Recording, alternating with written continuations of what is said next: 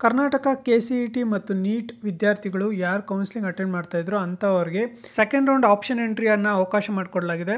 September 8ನೇ ತಾರೀಕು ಮಧ್ಯಾಹ್ನ 2 ಗಂಟೆಯಿಂದ ಆಪ್ಷನ್ ಎಂಟ್ರಿಯನ್ನು ಎಡಿಟ್ ಮಾಡೋದಕ್ಕೆ ಅಥವಾ ಮಾಡಿಫೈ ಮಾಡೋದಕ್ಕೆ ಅವಕಾಶವನ್ನು ನೀಡಲಾಗಿದೆ. ಇದಕ್ಕೋಸ್ಕರ ಅಂತಾನೆ ಹೊಸ ಲಿಂಕ್ ಅನ್ನು ಸಹ ಪ್ರೊವೈಡ್ ಮಾಡಲಾಗಿದೆ KEA ವೆಬ್ಸೈಟ್ ನಲ್ಲಿ.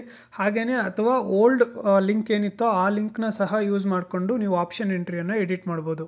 ಈ ಆಪ್ಷನ್ಸ್ ಅನ್ನ ಎಡಿಟ್ ಮಾಡೋದಕ್ಕೆ ಲಾಸ್ಟ್ ಡೇಟ್ ಬಂದ್ಬಿಟ್ಟು ಸೆಪ್ಟೆಂಬರ್ 11ನೇ ತಾರೀಕುವರೆಗೂ ಅವಕಾಶ ನೀಡಲಾಗಿದೆ. ಸೆಪ್ಟೆಂಬರ್ 11ನೇ ತಾರೀಕು ಮಧ್ಯಾಹ್ನ 2 ಗಂಟೆವರೆಗೂ ವಿದ್ಯಾರ್ಥಿಗಳು ಆಪ್ಷನ್ಸ್ ಅನ್ನ ಎಡಿಟ್ ಮಾಡೋದು ಅಥವಾ ಮಾಡಿಫೈ ಮಾಡೋದು ಮಾಡ್ಕೊಳ್ಬಹುದು. ಹಾಗೇನೆ ಫಸ್ಟ್ ರೌಂಡ್ ಸೀಟ್ ಅಲಾಟ್ಮೆಂಟ್ ಆದ್ಮೇಲೆ ಕೆಲವೊಂದು ಕಾಲೇಜುಗಳಲ್ಲಿ ಸೀಟುಗಳು ಇನ್ನೂ ಉಳ್ಕೊಂಡಿರುತ್ತೆ.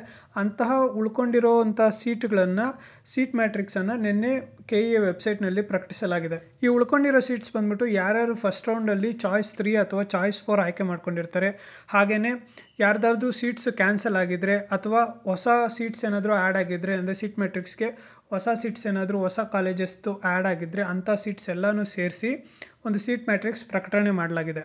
ಇನ್ನೊಂದು ಇಂಪಾರ್ಟೆಂಟ್ ನೋಟಿಫಿಕೇಶನ್ ಏನು ಅಂತಂದರೆ ಕಾಷನ್ ಡೆಪಾಸಿಟ್ ಮಾಡೋದಕ್ಕೆ ಅಂತಲೇ 9ನೇ ತಾರೀಕು ಅಂದರೆ ಇವತ್ತಿಂದ 11ನೇ ತಾರೀಕುವರೆಗೂ ಬ್ಯಾಂಕಿಂಗ್ ಅವರ್ಸ್ನಲ್ಲಿ ಅವಕಾಶ ಮಾಡಿಕೊಡಲಾಗಿದೆ. ಕಾಷನ್ ಡೆಪಾಸಿಟು 1 lakh rupees ಅಥವಾ SC/ST ಸ್ಟೂಡೆಂಟ್ಸ್ ಆಗಿದ್ದರೆ 50,000 ಮಾಡಬೇಕಾಗತ್ತೆ. ಕಾಷನ್ ಡೆಪಾಸಿಟ್ ಯಾರ್ಯಾರು ಮಾಡಬೇಕು ಅಂತ ತುಂಬ ಜನ ಸ್ಟೂಡೆಂಟ್ಸ್ಗೆ ಮತ್ತು ಪೇರೆಂಟ್ಸ್ಗೆ ಕನ್ಫ್ಯೂಷನ್ಸ್ ಇದೆ. ಕಾಷನ್ ಡೆಪಾಸಿಟ್ಗೆ ಬೇರೆ ನೋಟಿಫಿಕೇಶನ್ ಇದೆ. ಕಾಷನ್ ಡೆಪಾಸಿಟ್ ಯಾರು ಮಾಡಬೇಕು ಅನ್ನೋದನ್ನು ನೆಕ್ಸ್ಟ್ ವಿಡಿಯೋದಲ್ಲಿ ನೋಡೋಣ. ನೆಕ್ಸ್ಟ್ ನೋಟಿಫಿಕೇಶನ್ ಬಂದ್ಬಿಟ್ಟು ರೀಅರೇಂಜ್ಮೆಂಟ್ ಆಫ್ ಆಪ್ಷನ್ಸ್ ಅಥವಾ ಮಾಡಿಫೈ, ಡಿಲೀಟ್ ಅಥವಾ ರೀಆರ್ಡರ್ ಆಫ್ ಆಪ್ಷನ್ಸ್. ನಿನ್ನೆ ಮಧ್ಯಾಹ್ನ 2 ಗಂಟೆಯಿಂದ 11ನೇ ತಾರೀಕು 2 ಗಂಟೆವರೆಗೂ ಅವಕಾಶವನ್ನು ಮಾಡಿಕೊಡಲಾಗಿದೆ.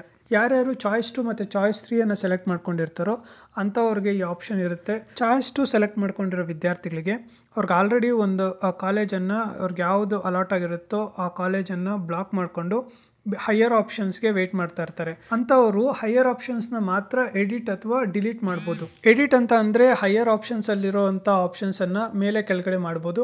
ಹಾಗೆ ಅವ್ರಿಗೆ ಯಾವುದಾದ್ರೂ ಇವಾಗ ಆಲ್ರೆಡಿ ಹೈಯರ್ ಆಪ್ಷನ್ಸಲ್ಲಿರುವಂತಹ ಕಾಲೇಜ್ ಬೇಡ ಅಂತ ಅನಿಸಿದ್ರೆ ಅದನ್ನು ಡಿಲೀಟ್ ಸಹ ಮಾಡ್ಬೋದು. ಹಾಗೆಯೇ ಹೊಸದಾಗಿ ಸೀಟ್ ಮ್ಯಾಟ್ರಿಕ್ಸನ್ನು ಸೆಕೆಂಡ್ ರೌಂಡ್ಗೆ KEA ಅವರು ಕೆಲವೊಂದು ಕಾಲೇಜಿಗೆ ಸೀಟ್ ಮ್ಯಾಟ್ರಿಕ್ಸನ್ನು ಆ್ಯಡ್ ಮಾಡಿದಾರಲ್ಲ ಆ ಕಾಲೇಜ್ ಅಥವಾ ಕೋರ್ಸನ್ನು ಮಾತ್ರ ನೀವು ಆ್ಯಡ್ ಮಾಡ್ಕೊಳ್ಳೋದಕ್ಕೆ ಅವಕಾಶ ಇರುತ್ತೆ. ಹಾಗೆಯೇ ಚಾಯ್ಸ್ 3 ಆಪ್ಷನನ್ನು ಸೆಲೆಕ್ಟ್ ಮಾಡ್ಕೊಂಡಿರೋರು ನಮಗೆ ಅಲಾಟ್ ಆಗಿರೋ ಸೀಟ್ ಬೇಡ, ನಾವು ಹೈಯರ್ ಆಪ್ಷನ್ಸ್ ಅಥವಾ ಲೋವರ್ ಆಪ್ಷನ್ಸ್ ಯಾವುದೇ ಇರಲಿ ಅದನ್ನು ತೊಗೊಳ್ತೀವಿ ಅಂತ ಅಂದ್ಕೊಂಡಿರೋರು ಅವ್ರು ಯಾವ ರೀತಿ ಬೇಕಾದರೂ ರೀಅರೇಂಜ್ ಮಾಡ್ಕೊಳ್ಬೋದು.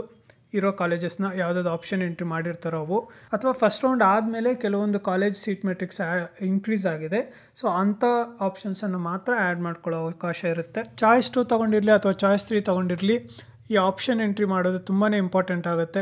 ಯಾಕಂದರೆ ನೀವು ಸರಿಯಾಗಿ ಆರ್ಡರ್ ಮಾಡಿಲ್ಲ ಅಂತಂದರೆ ನಿಮಗೆ ಬೇಡದೇ ಇರೋ ಕಾಲೇಜ್ ಸಹ ಅಲಾಟ್ ಆಗೋ ಚಾನ್ಸಸ್ ಇರುತ್ತೆ. ಹಾಗಾಗಿ ಕೇರ್ಫುಲ್ಲಾಗಿ ನಿಮಗೆ ಬೇಕಾಗಿರೋ ಪ್ರಿಯಾರಿಟಿಯಲ್ಲಿ ಬೇಕಾಗಿರೋ ಕಾಲೇಜು ಅಥವಾ ಕೋರ್ಸನ್ನು ಮಾತ್ರ ಆಪ್ಷನ್ಸಲ್ಲಿ ಉಳಿಸ್ಕೊಳ್ಳಿ. ಕಟ್ ಆಫ್ ಡೇಟ್ಗಿಂತ ಮುಂಚೆನೇ ಆಪ್ಷನ್ ಎಂಟ್ರೀಸನ್ನು ಕಂಪ್ಲೀಟ್ ಮಾಡಿ. ಸೆಕೆಂಡ್ ರೌಂಡ್ ರಿಸಲ್ಟ್ ಡೇಟನ್ನು ಇನ್ನೂ KEA ಅವರು ಅನೌನ್ಸ್ ಮಾಡಿಲ್ಲ, ಸೊ ವೆಯ್ಟ್ ಮಾಡ್ತಾ ಇರಿ. ಈ ರೀತಿಯ ಇನ್ಫಾರ್ಮೇಟಿವ್ ವೀಡಿಯೋಸ್ಗೋಸ್ಕರ ಕ್ರಂಚಿ ಕೆಟಲ್ ಯೂಟ್ಯೂಬ್ ಚಾನಲ್ನ ಸಬ್ಸ್ಕ್ರೈಬ್ ಮಾಡ್ಕೊಳ್ಳಿ.